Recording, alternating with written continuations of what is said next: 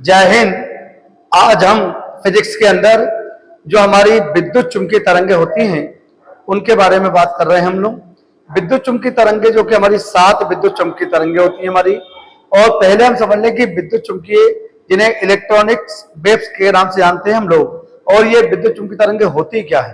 तो विद्युत चुंबकीय तरंगे ये एक उदासीन तरंगे होती है हमारी, और जिनमें वेग और संवेग दोनों होता है हमारा, और इसके प्रकाश की चाल के बराबर विद्युत चुंबकीय तरंगों की गति होती है, चाल होती है। और हमारा यदि हम बात करें तो उसमें 7 प्रकार की हमारी विद्युत चुंबकीय तरंगे होती हैं। ये हम एक ट्रिक के माध्यम से इनको पढ़ेंगे, और इस ट्रिक के माध्यम से आपको पहले विद्युत चुंबकीय तरंगों के नाम आएंगे। और अच्छा, ये भी विद्युत चुंबकीय तरंगे जो होती है फोटॉन की बनी होती हैं। ये भी इंपॉर्टेंट क्वेश्चन आता है कि विद्युत चुंबकीय तरंगे किसकी बनी होती हैं, तो आंसर आपका फोटॉन आता है। तो विद्युत चुंबकीय तरंगे हमने ट्रिक के माध्यम से हमें इसको पढ़ना है। हमने एक ट्रिक यहाँ पे लिख रखी है। फिर ट्रिक के अंदर उस विद्युत चुंबकीय तरंगों के नाम और उनके खोजकर्ता, किसने उसको खोजा है, उसका ट्रिक के साथ में ही नाम भी जुड़ा हुआ है। जैसे कि हमने लिखा है यहाँ पे, ट्रिक जो है हमारी, पहले विद्युत चुंबकीय तरंग का नाम आएगा, फिर उसके खोजकर्ता का नाम आएगा, फिर विद्युत चुंबकीय तरंगे का नाम आएगा, फिर उसका खोजकर्ता का नाम आएगा, फिर विद्युत चुंबकीय तरंगे का नाम आएगा, फिर उनके खोजकर्ता का नाम आएगा, फिर विद्युत चुंबकीय तरंगे का नाम आएगा, फिर खोजकर्ता का नाम आएगा, फिर विद्युत चुंबकीय तरंगे का नाम आएगा, फिर खोजकर्ता का नाम आएगा, फिर विद्युत चुंबकीय तरंगे का नाम आएगा, फिर खोजकर्ता का नाम आएगा, फिर विद्युत चुंबकीय तरंगे का नाम आएगा, और फिर खोजकर्ता का नाम आएगा। तो हमने विद्युत चुंबकीय तरंगे और खोजकर्ता दोनों कंबाइन करके हमने एक ट्रिक बनाई है। एक बार यदि हम इस ट्रिक को अच्छे से समझ लेंगे, एक लाइन में हमारी पूरी विद्युत चुंबकीय तरंगों के खोजकर्ता आपको आसानी से याद हो जाएंगे। फिर हमने यहाँ पे सन लिख रखे हैं, किस सन में उन विद्युत चुंबकीय तरंगों की खोज हुई है वो यहाँ पे हमने लिख रखे हैं। तो इस प्रकार से इसी प्रकार यहाँ पे विद्युत चुंबकीय तरंगों के उपयोग के बारे में बता रहे हैं। तो यहाँ पे जो हमारा उपयोग होता है वो किसका, विद्युत चुंबकीय तरंगे कहाँ पे इसका उपयोग होता है, ये हम इसके बारे में बताएंगे। तो विद्युत चुंबकीय तरंगों की जो स्पीड होती है वो 10⁻⁴ मीटर से 10⁴ मीटर के बीच में होती है, और प्रकाश की चाल के बराबर विद्युत चुंबकीय तरंगों की चाल होती है। ये हमारा मैक्सवेल के द्वारा कहा गया था। ठीक है, तो हम बात कर रहे हैं विद्युत चुंबकीय तरंगों की। तो पहले मैं नाम बताऊंगा, फिर उसका खोजकर्ता बताऊंगा। पहले ट्रिक को हम पूरा पढ़ लें, पूरे ट्रिक को हम पढ़ेंगे तो हमको आसान रहेगा समझने में। क्या लिखा है हमने, तो लिखा है हमने आ और बी, इसको पढ़ेंगे अभी। ये हमने ऐसा डेस बना रखा ब्लैक कलर में। तो अभी धीमा गा पाहे, अभी धीमा गा पाहे, याद रखिए, अभी धीमा गा पाहे, एरा एरा परी लहे द्रन्यु, एरा परी लहे द्रन्यु। तो फिर से एक बार ट्रिक को रिवाइज कर रहे हैं। अभी धीमा गा पाहे, यहां पे रुकेंगे हम लोग डेश लगा के। अभी धीमा गा पाहे, एरा परी लहे द्रन्यु। तो पूरा एक बार मैं बोल के बताता हूं आपको कैसे पढ़ना है हमको। तो अभी धीमा गा पाहे, एरा परी लहे द्रन्यु। थोड़ा सा समझने में दिक्कत आएगी, लेकिन एक बार हम इस ट्रिक को पढ़ लेंगे, अच्छे से समझ लेंगे। हम ट्रिक इसलिए बनाते हैं आपको कि कम शब्दों में ज्यादा से ज्यादा चीज हमको याद हो जाए और हमको कंफ्यूजन खत्म हो जाए। क्योंकि पेपर में जब पेपर में क्वेश्चन आता है तो उसमें 4 ऑप्शन आते हैं। 4 ऑप्शन में से 2 ऑप्शन तो हमको काटने में आसानी हो जाती है, लेकिन 2 ऑप्शन में हम लोग कहीं ना कहीं मिस्टेक कर देते हैं, जहां पर हमारा क्वेश्चन गलत हो जाता है। और सिलेक्शन लेने के लिए एक एक नंबर, एक एक क्वेश्चन को हमको बहुत महत्वपूर्ण, हर जो भी हम पढ़ाते हैं सारे क्वेश्चन सिलेक्टेड क्वेश्चन होते हैं हमारे, जो पेपरों में लगभग आ चुके हैं या आने की संभावना होती है। उन्हीं क्वेश्चनों के हम ट्रिक के माध्यम से आपको समझाने की कोशिश करते हैं। हम ट्रिक से इसलिए पढ़ाते हैं कि हमको कम शब्दों में हम एक बार अच्छे से पढ़ लेंगे, हमारा फिर हम भूलने की कभी हमको भूल नहीं सकते हैं। यदि आप ट्रिक को अच्छे से मनन कर लिया, हम 10-15 बार इसको पढ़ेंगे तो सारी चीजें हमको क्लियर हो जाएंगी, समझने की कोशिश कर रहे हैं। हम समझेंगे तो हम समझ पाएंगे, नहीं समझेंगे तो कैसे समझ पाएंगे। तो हम समझाने की फिर कोशिश कर रहे हैं, एक बार फिर पुनः रिवाइज कर रहे हैं कोड को, या ट्रिक जिसे कहते हैं हम लोग, उसका फिर हम डिकोड करेंगे। तो हमने लिखा है अभी, ये हम दोनों शब्दों को मिलाएंगे, अभी, धीमा, गपाहे, एरा, परी, लहे, द्रन्यु। कितना छोटा सा है, केवल 7 तरंगे, 14-15 शब्द हमारे आते हैं। 14-15 शब्दों में यदि हम इस 7 तरंगों के नाम याद हो रहे हैं तो इससे अच्छी बात तो ही नहीं है। तो हमने क्या लिखा है, अभी, धीमा, गापाहे, एरा, परी, लहे, द्रन्यु। बार बार बोलेंगे इस लाइन को, आसानी से याद हो जाएगा। अब हम ट्रिक को, कोड को डिकोड कर रहे हैं। तो आ से हमारी है अवरक्त तरंगे। यहाँ पे हमने तरंगों के नाम लिख रखे हैं, विद्युत चुंबकीय तरंगे पढ़ रहे हैं हम लोग, और उनके खोजकर्ता साथ में पढ़ रहे हैं। तो अवरक्त तरंगों की खोज या अवरक्त किरणों की खोज, तरंगे बोल दो, किरणें बोल दो, बात एक ही है। अवरक्त किरणों की जो खोज हुई है वो देखिए बी से क्या जाएगा, विलियम हर्शेल। तो अभी आ और बी, तो आ से अवरक्त किरणों की खोज किसने करी है, बी से विलियम हर्शेल ने करी है। अभी में हमारा एक क्वेश्चन याद हो गया, ये है ट्रिक का कमाल। तो आ से अवरक्त किरणें और बी से विलियम हर्शेल साहब। फिर आता है धीमा, देखिए दी और मा, 2 शब्द याद रखना है, धीमा। तो दी से आता है दीर्घ रेडियो तरंगे, दी से क्या आएगा, दीर्घ रेडियो तरंगे। और मां से मार्कोनी, मां से मार्कोनी ने खोजा है। तो क्वेश्चन आता है दीर्घ रेडियो तरंगों की खोज करता कौन है, तो मां से मार्कोनी साहब है। फिर आता है गा पाए, गा पाए, तो गा से गामा किरणें, गा से गामा किरणें, गामा किरणें 2 वैज्ञानिकों के द्वारा खोजी गई है। एक का नाम है, पास से आ जाएगा पहले नाम, पाल बिलार्ड, पाल बिलार्ड, और हेसे हेनरी बेकुरल। दोनों नाम पेपर में आते हैं कि गामा किरणों की खोज किसने करी है, तो कभी वो हेनरी बेकुरल देता है, कभी पाल बिलार्ड देता है। तो इन लोगों ने, दोनों ने आगे पीछे करके ही एक तरीके से इन दोनों का नाम हमको मिलता है। लूसेंट में हमको मिलता है पाल बिलार्ड, और जब हम नेट पे सर्च करते हैं तो हमको इसका नाम भी मिलता है। तो दोनों के नाम हमको पाल बिलार्ड और हेनरी बेकुरल के नाम मिलते हैं। तो गामा किरणों की खोज किसने करी है, पाल बिलार्ड और हेनरी बेकुरल। तो दोनों को नाम याद रखने में हमको क्या हर्ज है। तो देखिए गा पाए, तो गा से गामा किरणें, पास से पाल बिलार्ड, और ऐसे हेनरी बेकुरल साहब आ गए। फिर देखिए एरा, एरा 2 शब्द याद हो गए, एरा, ऐसे क्या, ऐसे एक्स किरणें। तो एक्स किरणों की खोज किसने करी है, रासे रोन्जन। तो एक्स किरणों की खोजकर्ता का नाम क्या हो जाएगा, रोन्जन हो जाएगा। तो एरा में क्या है, ए से एक्स किरणें, रो से रोन्जन। फिर आता परी, परी में क्या छुपा हुआ, पासे पराबैंगनी किरणें, पासे पराबैंगनी किरणें, और री से क्या हो जाएगा, रिटर्न। देखिए परी, परी में हमारा काम हो गया, पासे पराबैंगनी किरणें, री से रिटर्न ने खोजी है। फिर आता है लहे, लहे में क्या हो जाएगा, ला से लघु रेडियो तरंगे, ला से लघु रेडियो तरंगे, और हे से क्या हो जाएगा, हेनरिक हड्ज, हेनरिक हड्ज। तो यहाँ पे यह याद रखना है कि यहां भी है आ रहा है और यहां भी है आ रहा है। तो यहां से है हमारा हेनरी बेकुरल साहब, और यहाँ पे है हेनरिक हड्ज। तो याद रखिए लहे में क्या हो गया, लघु रेडियो तरंगे, और हे से क्या हो जाएगा, हेनरिक हड्ज, इन्होंने खोजा है। फिर लास्ट में क्या हमारा, द्रन्यु।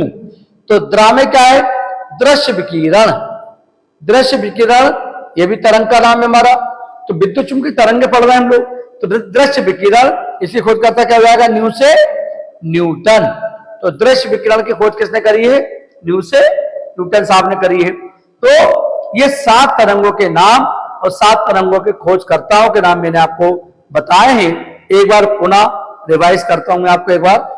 तो पहला है अवरक्त किरणों की खोज, बी से विलियम हर्शेल। तो 2 शब्दों में हमारा काम हो गया, अवरक्त किरणों की खोज करता कौन है, तो विलियम हर्शेल। दूसरा धीमा में दीर्घ रेडियो तरंगे, मा से मार्कोनी, धीमा हो गया। फिर आता है गा से गामा किरणें, 2 नाम आएंगे, पासे और हे से, पासे पाल बिलार्ड और हे से हेनरी बेकुरल। पाल बिलार्ड और हेनरी बेकुरल किसके खोज करता है, गामा किरणों की खोज करता है।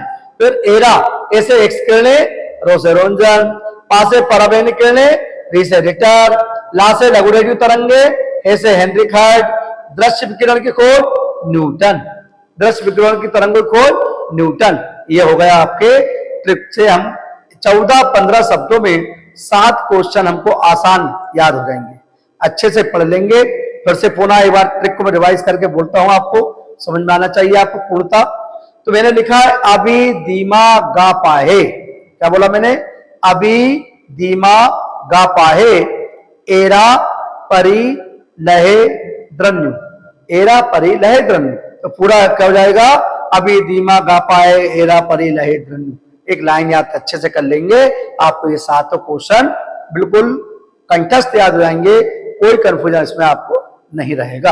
अब हम बात करें उसके आगे, तो इनकी खोज कब हुई, किस सन में हुई? तो सन के नाम हमने यहाँ पे लिख रखे हैं। तो पहला हम जाते हैं अवृत किरणों की खोज कब हुई है? तो 1896 में। 1896 में अवृत किरणों की खोजकर्ता कौन है? हमने बताया है बीसे विलियम हर्शेल। तो विलियम हर्शेल ने इसको खोजा है। दूसरा हमारा दीर्घ रेडियो तरंगे 1895 में खोजी हुई है, खोजने वाले व्यक्ति का नाम है मार्कोनी। तीसरी हमारी गामा किरणें 1900 में खोजी गई है और पॉल विलार्ड और हेनरी बेकुरेल, 1900 भी लिखा है और 1903 भी लिखा है, तो दोनों याद रखिए आप लोग। तो गामा किरणों की खोज 1900 ईस्वी में हुई। फिर एक्स किरणें हमारी 1895 में खोजी गई है हमारी, और रोंजन ने खोजी है। तो एक्स किरणों की खोजकर्ता 1895 में रोंजन ने खोजा है। फिर पराबैंगनी किरणें 1801 में खोजी गई हैं और खोजने वाले व्यक्ति का नाम क्या है? रिटर।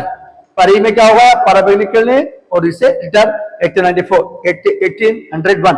फिर आता है लघु रेडियो तरंगे 1887 में खोजी गई है और हेनरिक हाइट ने खोजा है इसको। फिर आता है हमारा दृश्य विकिरण की खोज 1896 में हुई है और न्यूटन ने इसको खोजा था। तो ये हमारी सन मैंने आपको बताया है 7 तरंगों के, एक बार पुनः रिवाइज कर रहा हूं मैं। अवृत किरणों की खोज 1896, दीर्घ रेडियो तरंगे 1895, गामा किरणें 1900, एक्स किरणें 1895, पराबैंगनी किरणें 1801, लघु रेडियो तरंगे 1887 और दृश्य विकिरण की खोज 1896। ये 7 तरंगे, 7 खोजकर्ता 7 तरंगों के, विद्युत चुंबकीय तरंगों के सन में मैंने बताए हैं। अब थोड़ी सी और जाके जानकारी, तो जो विद्युत चुंबकीय तरंगे होती हैं इनका उपयोग का हम बात कर रहे हैं। तो विद्युत चुंबकीय तरंगे जो होती है हमारी, इनको हम ये आयांत्रिक तरंगे भी कहलाती हैं। यदि आपको कभी विद्युत चुंबकीय तरंगे ना दे तो आयांत्रिक तरंगे के नाम से भी इनको हम जानते हैं विद्युत चुंबकीय तरंगे। तो इलेक्ट्रोमैग्नेटिक वेव्स इंग्लिश में कहा जाता है, इलेक्ट्रोमैग्नेटिक वेव्स। तो ये कभी कभी आपको यदि हिंदी में ना दे तो इलेक्ट्रोमैग्नेटिक वेव्स के नाम से जानते हैं, और हिंदी में कहते हैं विद्युत चुंबकीय तरंगे या आयांत्रिक तरंगे। ठीक है, इनको मैंने कहा था इनको माध्यम की आवश्यकता नहीं होती है। ये विद्युत चुंबकीय तरंगे जो होती है हमारी, इनको माध्यम की आवश्यकता नहीं होती है, लेकिन जो ध्वनि तरंगे होती हैं उनको माध्यम की आवश्यकता होती है। जैसे मेरी आवाज आप तक पहुंच रही है तो इसमें ध्वनि तरंगों का योगदान होता है।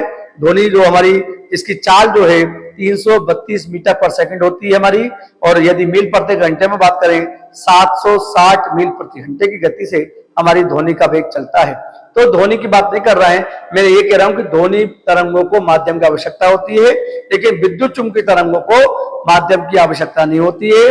विद्युत चुंबकीय तरंगे निर्वात में भी गमन कर सकती हैं, लेकिन ध्वनि तरंगे निर्वात में गमन नहीं कर सकती हैं, ये याद रखिए। तो विद्युत चुंबकीय तरंगे हमारी जिनको हम पढ़ रहे हैं, इनको हम इलेक्ट्रोमैग्नेटिक वेव्स के नाम से जानते हैं या आयांत्रिक तरंगे कहते हैं। अब उनके उपयोग देख लेते हैं, कौन सी तरंग किस काम आती है, उसका प्रयोग हम देखते हैं। पहले देखते हैं, तो अवृत किरणें जो है हमारी, ये किरणें हमारी ऊष्मीय विकिरण की होती है।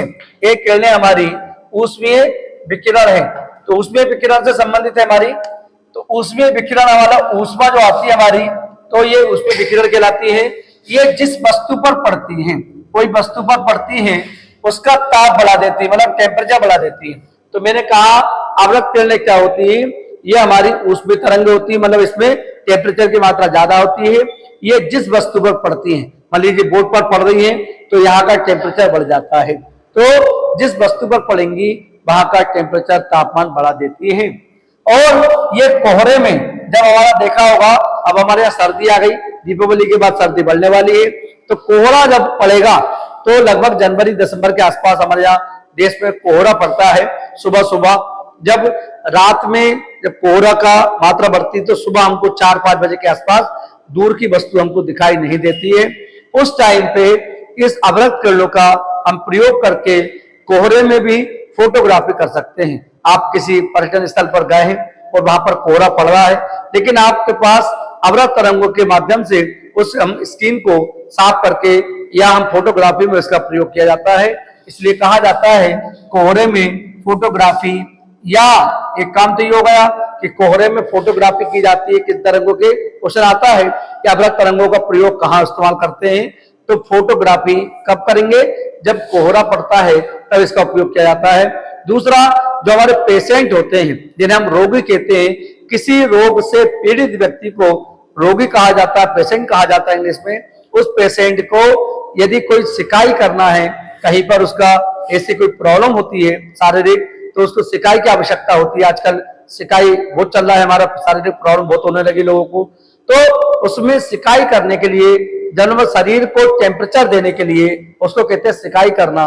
ये इसका अवरक्त किरणों का उपयोग किया जाता है। तो रोगियों की सिकाई के काम भी इसका उपयोग किया जाता है अवरक्त किरणों का। ये अवरक्त किरणों के मैंने काम बताए हैं। दूसरी बात करें दीर्घ रेडियो तरंगे, इनका उपयोग रेडियो एवं टेलीविजन।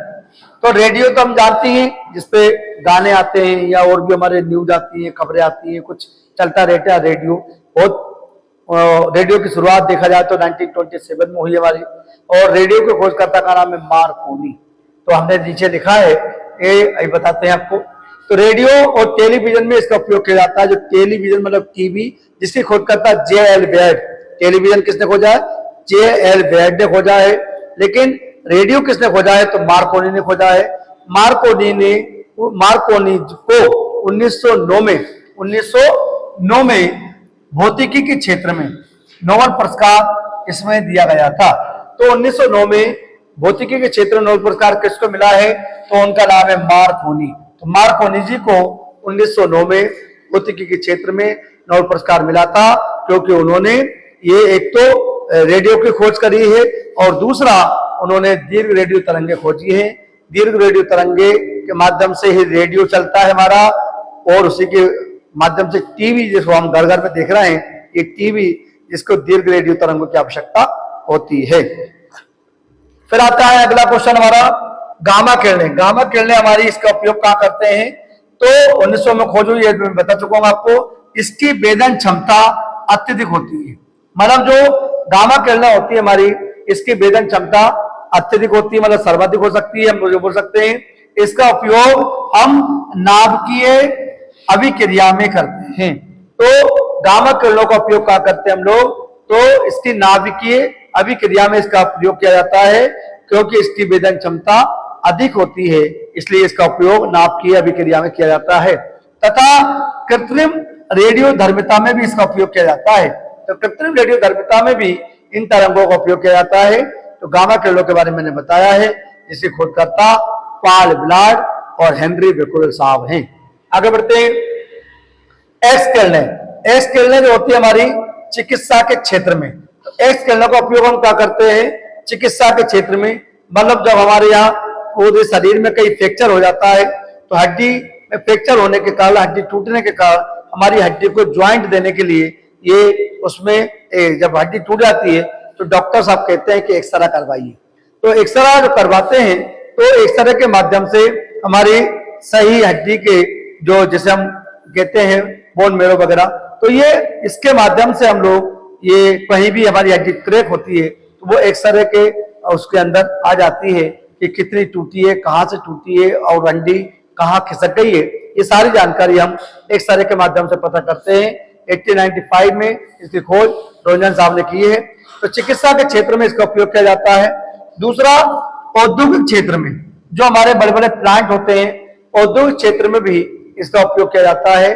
तो गामा किरणों की खोज, एक्स किरणों की खोज करता, इसका नाम है रोंजन। ये हमारा क्वेश्चन था। फिर आता है हमारा पराबैंगनी किरणें। 1801 में इसकी खोज हुई है।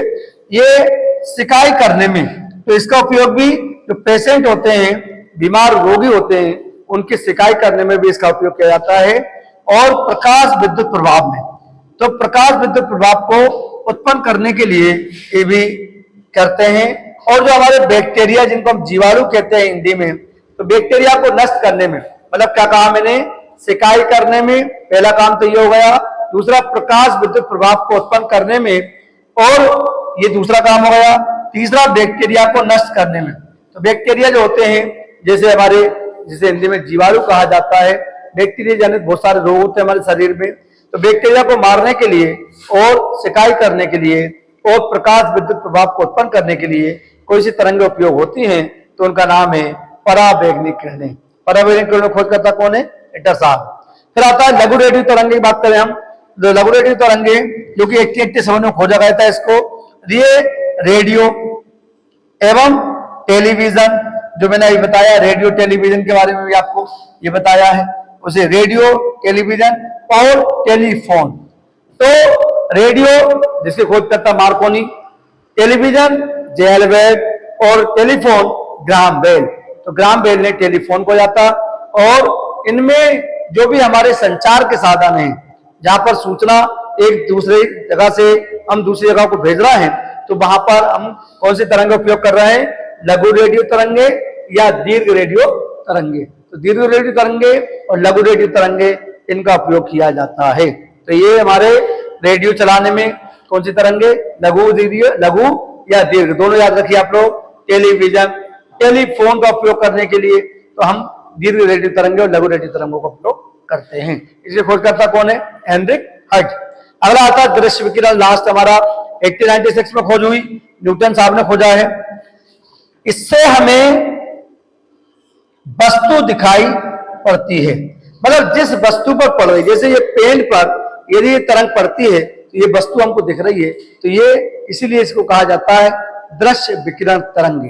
तो दृश्य विकिरण तरंगे जो भी हम वस्तु देख रहे हैं वो हमको क्यों दिखाई दे रही है? क्योंकि उस पर दृश्य विकिरण तरंगे पड़ती हैं, इसलिए वो हमको दिखाई पड़ती है।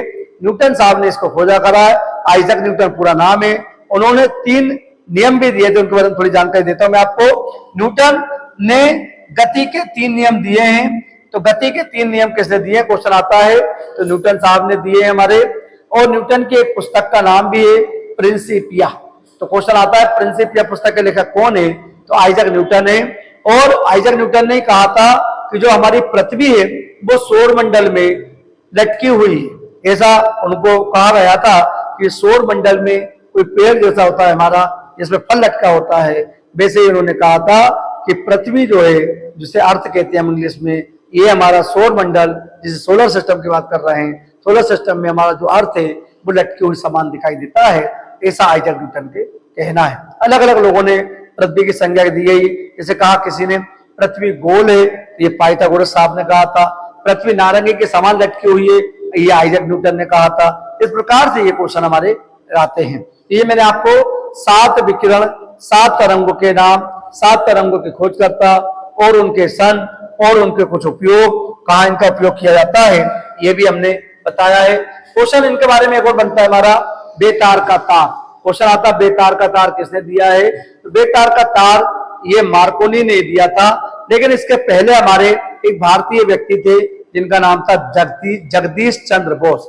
जगदीश चंद्र बोस ने एक हमारा पहले तैयार कर लिया था, जो कहते हैं कि रेडियो या हम बोले बेतार का तार, मतलब जिसमें तार का उपयोग ना हो वो बेतार। तो बेतार का तार की खोज करता, लेकिन मार्कोनी को क्योंकि उन्होंने पेटेंट करवा लिया था उसको, इसलिए वो उनको नाम पर वो चल गया।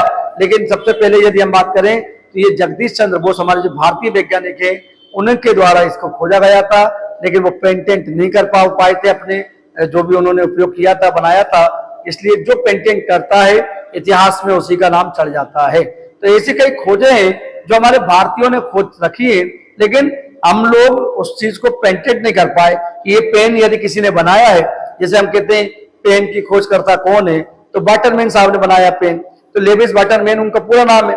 लेकिन जिसने पेटेंट करवाया लेविस वाटरमैन ने, तो उनका नाम हो गया। भले ये पेन किसी और व्यक्ति ने खोजा है, उस व्यक्ति ने पेटेंट नहीं करवा पाए थे, इसलिए वो ऐसा हो गया है। तो ये मैंने आपको विद्युत चुंबकीय तरंगों के बारे में बताया है।